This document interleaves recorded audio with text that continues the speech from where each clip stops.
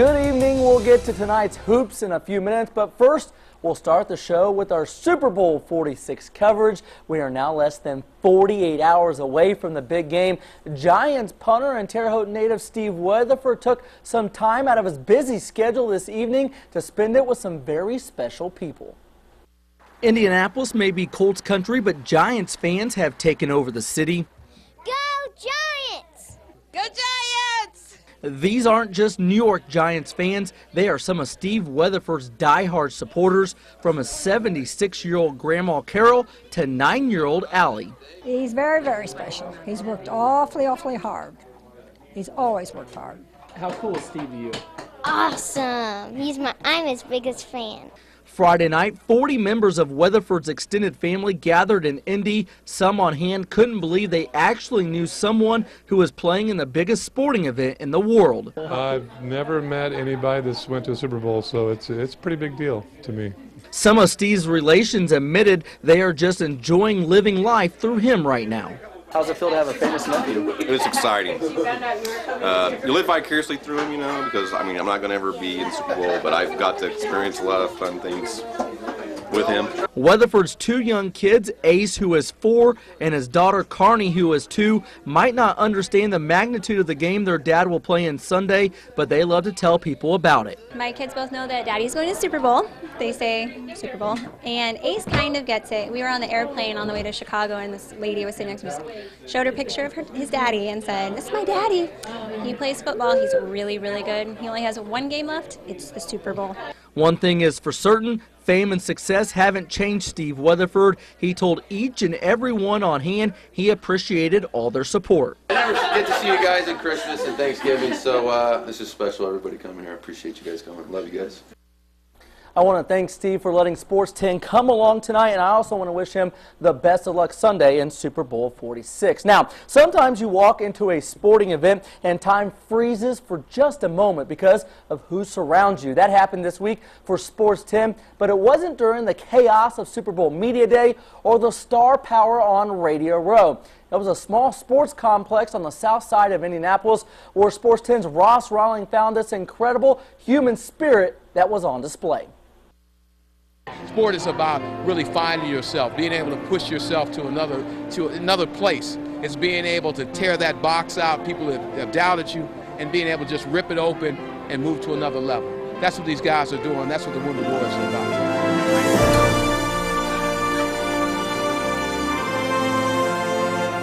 Rockville, Indiana native Matt Kinsey and the Wounded Warriors softball team stepped onto the field this week to take on past NFL stars. If you'd asked me this when I was 5 years old, 10 years ago, I would have told you you're crazy.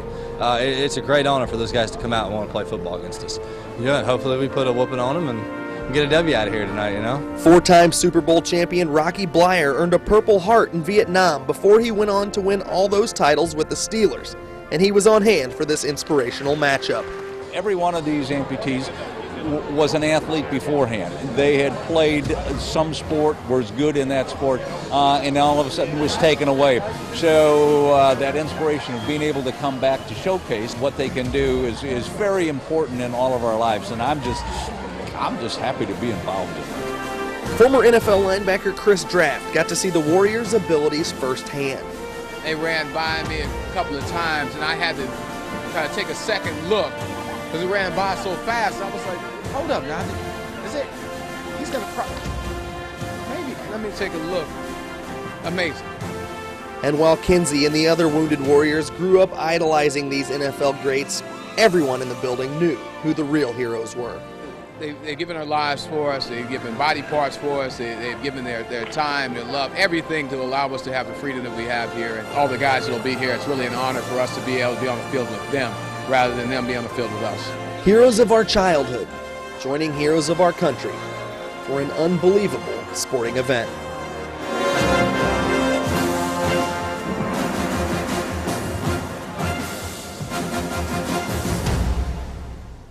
I'll tell you what, that story gives you goosebumps. Matt Kinsey and that Wounded Warriors amputee softball team is a very special group of people. Now, that does it for our Super Bowl 46 coverage, but when we come back, we have the complete night in high school basketball on In the Paint.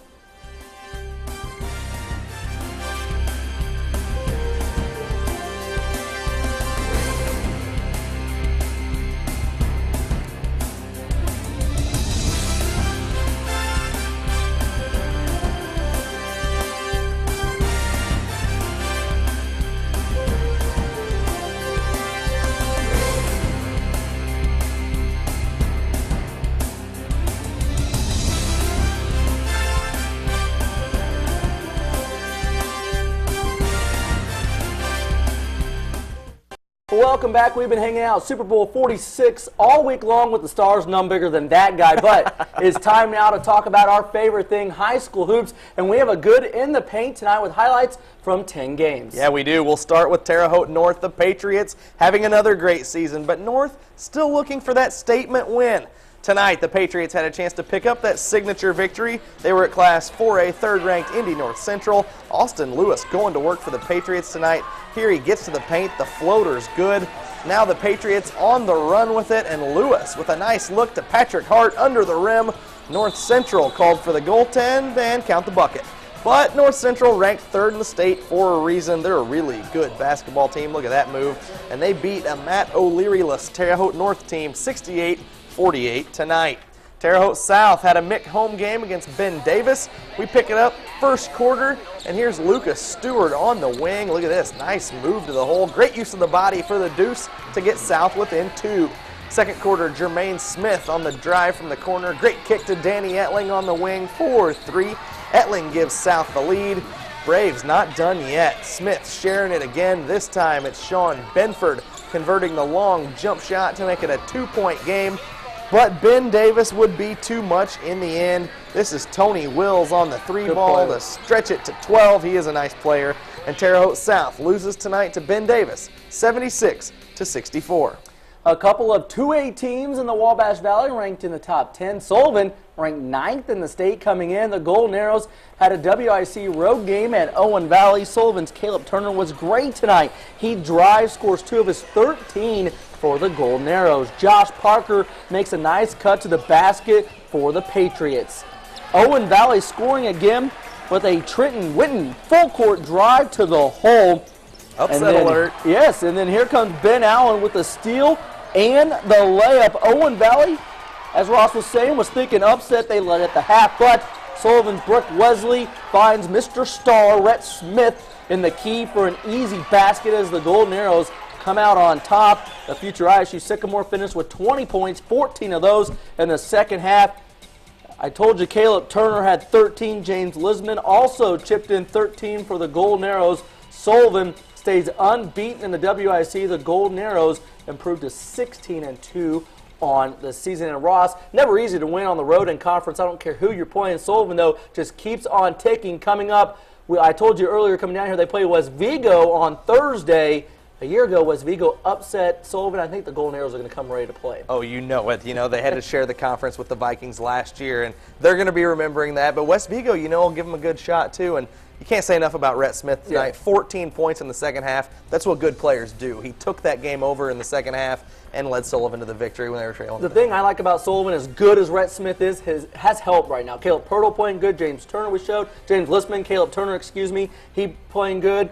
Team basketball right now for Sullivan. With Caleb Pirtle hurt as well. Brooks Wesley, only a sophomore playing for the Arrows. Yeah. And let me tell you something. This kid can play. Yes. That great senior class is going to graduate this year. The cupboard's not bare in Sullivan. Wesley's really good. Put him with a good JV team, and I think they'll be right back next year. I'll tell you what, if Mr. Smith plays the way he should in the postseason and all his role players do, Sullivan's a dangerous team in Class 2A. Now, no doubt. We're going to take a timeout, but when we come back, we'll have highlights from the Washington and Vincennes Lincoln rivalry game. It was good. Plus, we also made stops at Bar Reeve, North Davies, Clay City, Rockville, Riverton Park, and South Vermilion. One of those a buzzer beater. Stay tuned.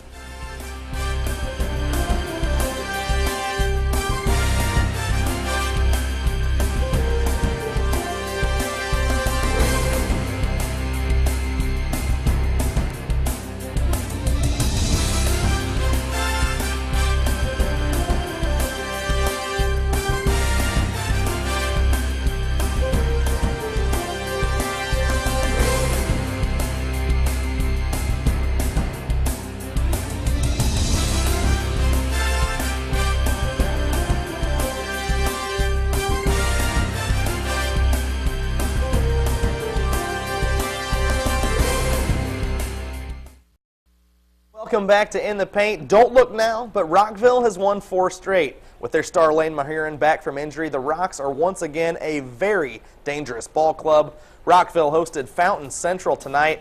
Rocks going to work early on right here off the missed shot. Lane Mahiran with the offensive rebound, and the stick back is good. Boy, the Rocks glad to have him back, and it's easy to see why. The ball movement to Mahiran in the high post. jumpers good for 2 of his game-high 29 points. Wow. Rock's moving it around the perimeter, this time to Cody Jeffries on the wing. Rack it up. The three's good for Jeffries, and Rockville beats Fountain Central tonight 80-72. Down the road on US 41, Riverton Park entertains Seeger. Panthers playing well tonight. They get it down to Aaron Hill in the corner, and the senior rattling it home right there for the good guys. Use all the rim. Now in transition, Matt Haltom running the show to Corey Edge in the short corner. Edge knocks down the 12-footer. Later in the game, it's Edge passing it nicely from the high post. A great look down inside to Gary Sikuski. He gets it to go from in close, and Riverton Park protects the home court, winning by 10 over Seeger. Vermilion County bragging rights were on the line. North Vermilion was at South Vermilion, and the Falcons going to work from the out-of-bounds set. Cody Zumwald is good to go on the 3 right there. Wildcats answering on the other end. Caden Lawson leaves it for Josh Vaughn, top of the key. Vaughn's long 2 is good, but the Falcons would not let this one slip away. Taylor Kilgore to Dalton McCool. Gonna have to guard that guy or he'll make you pay. Falcons win it. They travel to South Vermilion and pick up the 5-point win. Rick? Washington and Vincennes Lincoln tonight renewed the oldest high school basketball rivalry in the state of Indiana. The Alices and Hatchets met in Vincennes. And look at the crowd on hand. That Alice's student body, always awesome. Dylan Irvin, the friendly bounce for 2 for Washington. Those kind of bounces aren't supposed to fall on the road. Vincennes Lincoln's Jordan Schatz is the big factor in this game. He hits a free throw here, and then Ross, watch this play later in the game. I love this play. Schatz misses, but he goes and gets the ball back. He says, give me this basketball. Tough, just toughness under the rim, and that's what wins games. He's a man-child. Irvin again for the Hatchets with a tough hoop and harm. Hits the ground hard. He was in a lot of pain, but he would be okay. This game was close, and that's the way it should be in a rivalry game in overtime. It's Vincennes Lincoln 63, Washington 60. What a ball game down in Vincennes tonight. A pair of Class A teams met as 11th ranked Shakamak was at 17th ranked Clay City. The big guy, Justin Crody, 2 for Shakamak. On the other side, it's Braylon Jones working down under with the left hand. Nice job by Mr. Jones. More from Clay City. The pass to Ben Danker, who tickles the twine from downtown. Clay City pulls the upset by 11. The Eels win 52-41. Mr. Superstar Ross, back to you. Well, you can't talk single A basketball without Bar Reeve, right? They continue to hold the top spot in Class A. The Vikings hosted Springs Valley tonight, and off the opening tip, the Vikings making a defensive statement. Look at this play. Jonathan Gingrich, so athletic, getting upstairs for the block shot. To the offensive end we go. Ashton Wagler getting to the paint. Nice speed to Matt Swartzentruber for the layup. You see him share it, now you see him shoot it. Wagler from the corner. This kid a really tough player. And Bar Reeve keeps rolling. They beat Springs Valley tonight 65-43. At the Cougar Den, North Davies hosted Bloomfield, and here are the Cardinals getting after it in the first half. Curtis Hasler stepping outside, see the 3, be the 3. Nice touch from the big man. North Davies taking their offense inside. That's just West from the block. Wes Lingacher, that is, rattling it home. How about this play now? Ryan O'Neal in trouble, out of trouble with a great pass to the rim. Kyle Doan with the alley-oop finish under the bucket. But North Davies continues to find ways to win without Nick Craze. Brant Lawyer on the corner, Jay right there, and the Cougars win on a last-second tip-in by Connor Wickley. They pick up a 1-point overtime victory. Time now for the Sports Head Spirit Award for the first time. Riverton Park on. Look at them. And then how about Owen Valley? A nice crowd down in Spencer, and we showed Vincennes Lincoln. Love that, the hard hats. Construction workers going to work tonight, and they did it. You knew they would be pumped up whenever they take on Washington. Both the crowds get just a little excited for that ball game. Now, hard to believe, Class A, 6 of the 11 spots in the rankings are owned by Wabash Valley teams. Boy, are we loaded in Class A. It's unbelievable, and they're all close to each other, and they're all playing well at the right time. Very similar. And they knock each other off. It's really fun to watch. Every night we go out, and it seems like there's a huge game, 2 top 10 ranked teams all the time. Lots of things going on this weekend. ISU men's basketball team plays at Wichita, game on ESPN2. Of course, the Super Bowl on Sunday. Best of luck to Steve Weatherford. Sports 10 will have the recap for you Sunday night. That does it for In the Paint. Have a good weekend.